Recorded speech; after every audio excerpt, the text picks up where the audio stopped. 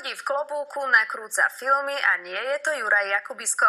Raz by ale chcel byť ako on. Dominik z Veľkého Krtíša má 16 rokov a sen stať sa slávnym režisérom. Za svoj posledný film už získal Oscara.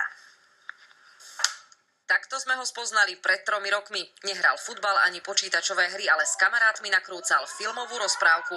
Rozpočet mal 13 eur. Alica v krajine zázrakov má byť celovečerný film. Vypočítal som to na hororových 2,5 hodiny, ale je to môj taký veľkofilm. Dominik vtedy dúfal, že mu tento film pomôže dostať sa na umeleckú školu. A pomohlo. Kde si dnes? Dnes študujem na súkromnej strednomeleckej škole filmovej v Košiciach kameru, strih a zvuk. Zároveň sa od rozprávok posunul k životným témam. Môj posledný vydaný film Different je o homosexuáloch a túto tému som spracoval do hudobného umeleckého videoklipu.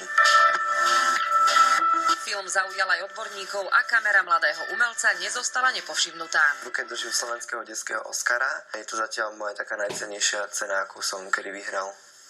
Aktuálne pracujem na novom filmovom projekte a volá sa Smrť umenia a chcem v tom filme zachytiť súboj medzi komerciou a umením. Píše vlastné scenáre, režíruje a nakrúca. Byť odlišný patrí nielen k jeho filozofii, ale aj k imidžu. Je celkom nuda zapadnúť do davu. Vždy potrebujem šokovať, prekvapovať a vždy potrebujem byť nejaký extravagantný.